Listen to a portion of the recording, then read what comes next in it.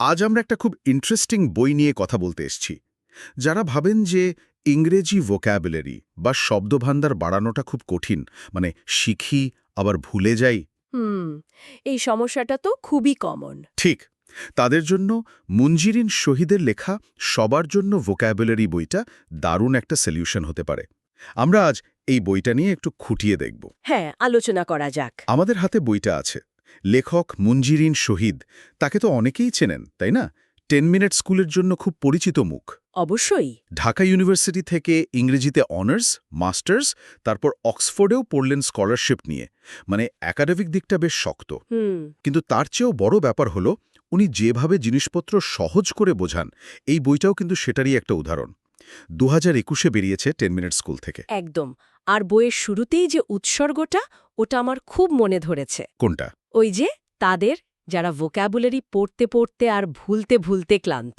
খুব সত্যি কথা, তাই না? হ্যাঁ, একদম। তো আমরা আজকে এটাই দেখব যে বইটা কিভাবে এই ক্লান্তি দূর করতে পারে। মানে এর ভেতরের পদ্ধতিগুলো কি, কাদের জন্য বেশি কাজে দেবে, এই বিষয়গুলো আর কি। দারুণ। তাহলে চলেন শুরু করি বইটা স্ট্রাকচার বা কাঠামো দিয়ে। মোট ৮৬টা ক্লাস আছে দেখলাম। হ্যাঁ, ৮৬টা। আর সেগুলোকে আবার ৩টে লেভেলে ভাগ করা: ইজি, মিডিয়াম আর হার্ড। ঠিক। শেষে একটা টেস্টও আছে নিজের লেভেল বোঝার জন্য।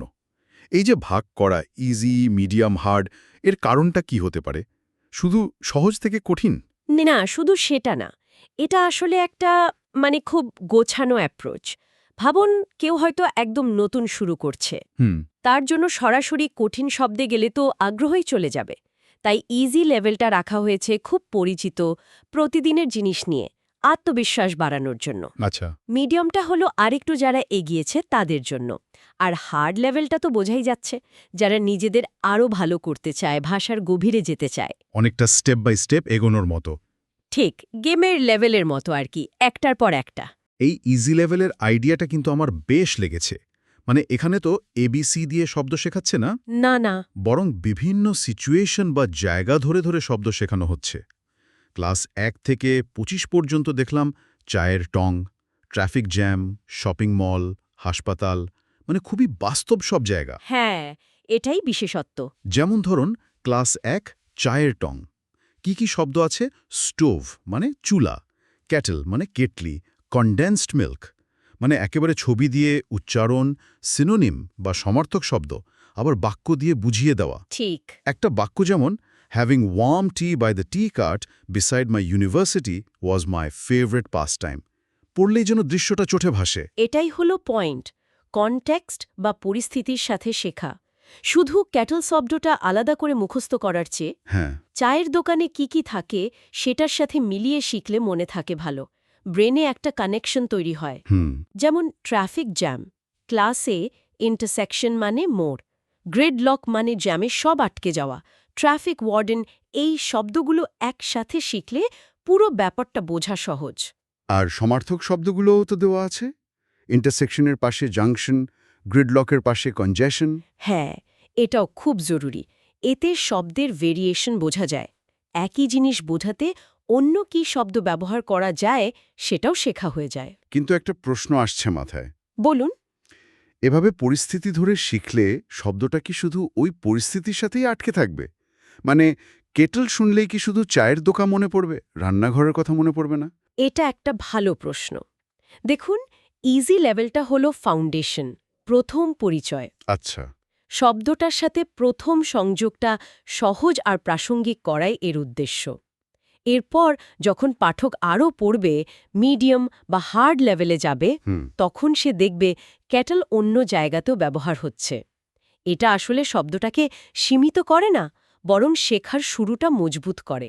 পরে ব্যবহারকারী নিজেই এর প্রয়োগক্ষেত্র বাড়াতে পারবে। বোঝা গেল। বেশ লজিক্যাল ব্যাখ্যা। তাহলে এবার একটু মিডিয়াম লেভেলের দিকে যাই। ক্লাস ২৬ থেকে ৫০। হ্যাঁ, মিডিয়াম লেভেল। এখানে শেখানোর স্টাইলটা কেমন? ইজি লেভেলের চেয়ে আলাদা? এখানে ফোকাসটা সিচুয়েশন থেকে সরিয়ে এসে থিমের ওপর দেওয়া হয়েছে। মানে নির্দিষ্ট বিষয়ভিত্তিক শব্দ। বিষয়ভিত্তিক? যেমন ধরুন মানবদেহ নিয়ে একটা ক্লাস, রান্নাঘরের জিনিসপত্র নিয়ে একটা, ফল, সবজি, ইলেকট্রনিক গ্যাজেট, পার্ক, বইমেলা, এই রকম অনেক টপিক আছে। ও আচ্ছা। মানে যদি কেউ স্বাস্থ্য নিয়ে কথা বলতে চায়? হ্যাঁ, সে মানবদেহ বা হাসপাতাল সম্পর্কিত ক্লাসের শব্দগুলো দেখে নিতে পারে, বা কেউ যদি বেড়াতে যাওয়া নিয়ে লিখতে চায় তার জন্য ভ্রমণ সংক্রান্ত শব্দ। এটা তো বেশ কাজের। মানে একটা বিষয়ের উপর দরকারি সব শব্দ এক জায়গায় পাওয়া যাচ্ছে। ঠিক, অনেকটা টুলকিট গুছিয়ে নেওয়ার মতো। যে বিষয়ে কথা বলতে হবে সেই বিষয়ের টুলসগুলো হাতের কাছে রাখা। বেশ অর্গানাইজড পদ্ধতি। কিন্তু আমার ধারণা আসল মজাটা বা চ্যালেঞ্জটা আছে হার্ড লেভেলে, ক্লাস ৫১ থেকে ৮৬। হ্যাঁ, হার্ড লেভেলটা আসলে বেশ ডেন্স বা ঠাসা। এখানে তো শুধু শব্দ নয়, বরং ইংরেজিকে আরও স্মার্টলি ব্যবহার করার অনেক টিপস আছে মনে হলো। কি কি আছে এখানে একটু ভেঙে বললে ভালো হয়। এখানে অনেক কিছুই আছে, কয়েকটা ভাগে ভাগ করে বলা যায়। প্রথমত ধরুন, ভাষাকে আরও ন্যাচুরাল আর স্মার্ট করার কৌশল। ন্যাচুরাল আর স্মার্ট মানে? এই যেমন আমরা কথায় কথায় ভেরি ব্যবহার করি, very good, very big, very tired. হ্যাঁ, করি তো। এটা চলে, কিন্তু সবসময় শুনতেও তো একঘেয়ে লাগে, তাই না? হুম। বইটাতে শেখানো হচ্ছে ভেরির বদলে কি সুন্দর সুন্দর শব্দ ব্যবহার করা যায়। ভেরি শর্ট না বলে ব্রিফ, ভেরি লার্জ না বলে ম্যামথ, ভেরি গুড না বলে এক্সেলেন্ট বা আউটস্ট্যান্ডিং। ও আচ্ছা আচ্ছা, এটা তো দারুণ। হ্যাঁ, এতে ভাষাটা অনেক রিচ শোনায়। একইভাবে আমরা যে বলি হ্যাপি, স্যাড, স্ট্রং, কনফিউজড, এগুলোরও অনেক ভালো ভালো অল্টারনেটিভ বা বিকল্প শব্দ দেওয়া আছে। বাহ। আবার ধরুন, খুব কমন কিছু শব্দ বিগ, লিটল, প্রিটি, স্মার্ট, স, র্যান, ওয়াকড, এগুলোর বদলে আরও বর্ণনামূলক বা জোরালো শব্দ ব্যবহারের টিপস আছে। মানে সাধারণ কথাকেও একটু ইন্টারেস্টিং করে তোলার উপায় আর কি। একদম। দ্বিতীয় ক্যাটেগরি হল ভাষার ফ্লো বা প্রবাহ ঠিক রাখার জন্য জরুরি কিছু জিনিস, ফ্লো মানে? মানে লিঙ্কিং ওয়ার্ডস বা সংযোজক শব্দ, যেমন মোর over, consequently, how ever, obviously. এই শব্দগুলো আপনার লেখা বা বলাকে এক ধারণা থেকে অন্য ধারণায় স্মুথলি নিয়ে যেতে সাহায্য করে, রাস্তার সাইনপোস্টের মতো। হ্যাঁ, এই লিঙ্কিং ওয়ার্ডসগুলো আমরা অনেকেই ঠিকমতো ব্যবহার করি না, পরপর বাক্য বলে যাই শুধু। ঠিক, এগুলো শিখলে কথার বা লেখার মান অনেক বেড়ে যায়। অবশ্যই। এরপর? এরপর আছে কলোকেশনস বা শব্দ জুটি। কিছু শব্দ আছে যারা জন্ম থেকেই যেন একসাথে, মানে একটার সাথে আর একটা বসলেই শুনতে ভালো লাগে, স্বাভাবিক লাগে। যেমন? যেমন আমরা বলি মেক আ মিস্টেক, কিন্তু ডু আ মিস্টেক না। বাংলায় যেমন ভুল করা। এই যে নির্দিষ্ট শব্দের সাথে নির্দিষ্ট শব্দের একটা জুটি। হ্যাঁ, বুঝতে পেরেছি। বইটাতে কিপ, মেক, হ্যাভ, টেক এই কমন ভার্বগুলোর সাথে জরুরি কলোকেশনস দেওয়া আছে। এগুলো ব্যবহার করলে ইংরেজি অনেক বেশি স্বাভাবিক শোনায়। এইগুলো না জানলেই আমাদের ইংরেজি অনেক সময় কেমন যেন মেকানিক্যাল বা বইয়ের মতো শোনায়। ঠিক তাই। তৃতীয়ত, হার্ড লেভেলে আছে কথ্য ইংরেজি আর ফর্মাল ইংরেজির ব্যবহার। ৫০টার মতো কমন ইংলিশ কলোকুয়ালিজমস দেওয়া আছে, মানে যেগুলো নেটিভ স্পিকাররা মুখের কথায় খুব ব্যবহার করে, যেমন চিয়ার্স, চাফট, ন্যাকার্ড, বল পার্ক ফিগার। এগুলো জানলে ওদের কথা বোঝা সহজ হয়। ন্যাকার্ড মানে যেন কি বললেন? খুব ক্লান্ত, ভেরি টায়ার্ড আর কি। ইন্টারেস্টিং। আবার ফর্মাল আর ইনফর্মাল শব্দের পার্থক্য আছে, যেমন সেট আপ, ইনফর্মাল, এর বদলে এস্টাবলিশ, ফর্মাল। পুট অফ এর বদলে পোস্টপোন, ওয়ান্ট এর বদলে ডিজায়ার। কখন কোনটা ব্যবহার করতে হবে সেই সেন্সটা তৈরি হয়। এটা খুব দরকারি। বন্ধুর সাথে আর বসের সাথে তো এক ভাষায় কথা বলা যায় না। একদম। ব্রিটিশ আর আমেরিকান ইংলিশের কিছু পার্থক্য টাচ করা হয়েছে, বানান বা কিছু শব্দের ভিন্নতা, যেমন centre, centre, tyre, tyre, lift, elevator. হ্যাঁ, এটাও কনফিউশন তৈরি করে অনেক সময়। আর আছে ফ্রেজাল ভার্বস, ভ্রমণ, পোশাক, খাবার নিয়ে জরুরি কিছু ফ্রেজাল ভার্বস। এই ফ্রেজাল ভার্ব জিনিসটা তো বেশ কঠিন লাগে অনেকের কাছে। Look for, look after, look into, মানে একই লুক, কিন্তু পরের শব্দটা বদলালেই অর্থ পুরো আলাদা। হ্যাঁ, এগুলো একটু প্র্যাকটিসের ব্যাপার, তবে খুব দরকারি। আচ্ছা, চতুর্থ আর কি আছে হার্ড লেভেলে? চতুর্থ ভাগে আছে কিছু কমন ভুল আর কিছু অ্যাডভান্সড জিনিসপত্র, যেমন কনফিউজিং ওয়ার্ডস, যে শব্দগুলো আমরা গুলিয়ে ফেলি। বড় নাকি লেন্ড, ব্রেথ নাকি ব্রিথ, সে নাকি টেল, অ্যাফেক্ট নাকি ইফেক্ট, লে নাকি লাই। ওরে বাবা, এই ভুলগুলো তো আমরা প্রায়ই করি। হ্যাঁ, এই সূক্ষ্ম পার্থক্যগুলো তুলে ধরা হয়েছে। ইলিউশন আর অ্যালুশনের মতো শব্দও আছে। আবার ওভার ইউজড বা বেশি ব্যবহৃত শব্দের বিকল্প কি হতে পারে সেটাও বলা আছে। ওভারইউজড শব্দ যেমন যেমন ধরুন, সবসময় ইম্পর্ট্যান্ট না বলে সিগনিফিক্যান্ট, ক্রুশাল, ভাইটাল ব্যবহার করা। আচ্ছা, আর অ্যাডভান্সড বিষয় বলতে? এখানে কিছু বাছাই করা শব্দ আছে যেগুলো আপনার ভোক্যাবুলারিকে নেক্সট লেভেলে নিয়ে যাবে। ইংরেজিকে স্মার্ট শোনানোর জন্য কিছু শব্দ, বুর্জোয়া, এসোটেরিক, সুয়াভ, আবার কিছু সত্যিকারের অ্যাডভান্সড শব্দ, অ্যাবেইট, ব্রেজেন, ডিলিটেরিয়াস। বাহ! এছাড়াও ব্যথা বা অসুস্থতা বোঝানোর জন্য নির্দিষ্ট শব্দ, প্রশংসা করার সুন্দর শব্দ, কাউকে বর্ণনা করার শব্দ, কঠিন পরিস্থিতি নিয়ে বলার শব্দ, এমনকি রান্না বা টাকা পয়সা নিয়েও শব্দ আছে, যেমন পিল, চপ, স্টার বা রিসেশন, সাবসিডি, ফ্ল্যাট ব্রোক। মানে বাদ যায়নি কিছুই প্রায়। আবার নেটিভ স্পিকাররা যে খুব সাধারণ কথায়ও অন্য শব্দ ব্যবহার করেন সেটারও উদাহরণ আছে। ভেরি হাংরি না বলে স্টারভিং, ভেরি রিচ না বলে ওয়েলদি, এই ধরনের। দারুণ! হার্ড লেভেলটা তো আসলেই নামের মতো হার্ড, কিন্তু ভীষণ কাজের মনে হচ্ছে। আচ্ছা, এত শব্দ শেখার পর তো মনে রাখার একটা ব্যাপার আছে। অবশ্যই। বইটা কি শুধু শব্দ দিয়েই শেষ, নাকি শেখার কৌশল নিয়েও কিছু বলেছে?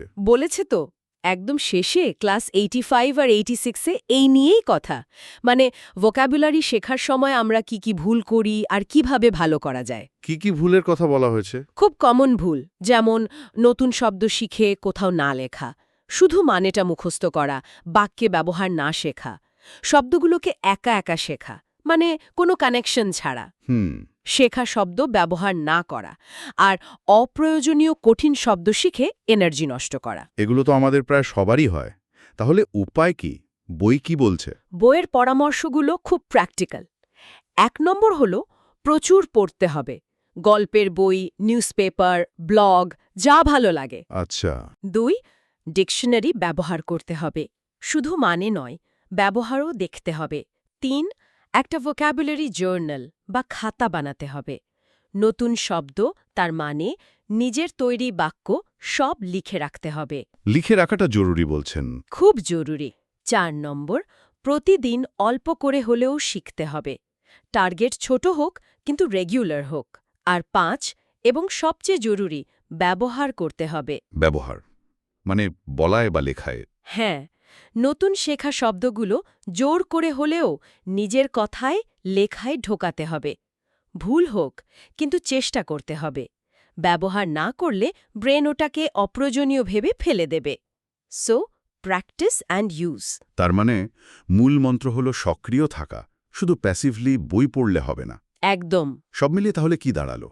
সবার জন্য ভোকাবুলারি বইটা কিন্তু শুধু শব্দের লিস্ট না, এটা একটা well thought out guide. Easy লেভেলে কনটেক্সট দিয়ে শুরু, মিডিয়ামে থিম ধরে গোছানো, আর হার্ডে গিয়ে ভাষার গভীরে ঢোকা। এই স্টেপ বাই স্টেপ অ্যাপ্রোচটা সব ধরনের শিক্ষার্থীর কাজেই লাগতে পারে। ঠিক তাই।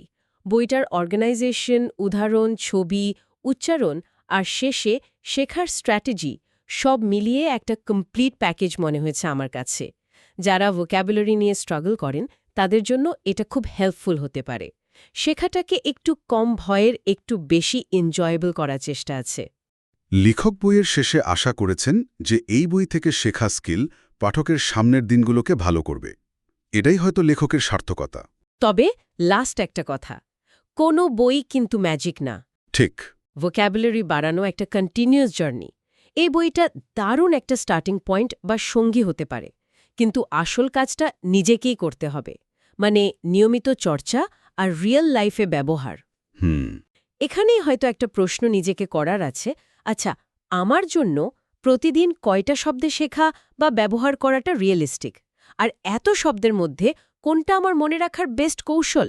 ফ্ল্যাশ কার্ড, নাকি লিখে লিখে, নাকি অন্য কিছু? এই নিজের স্টাইলটা খুঁজে বের করাটাও কিন্তু জার্নির অংশ।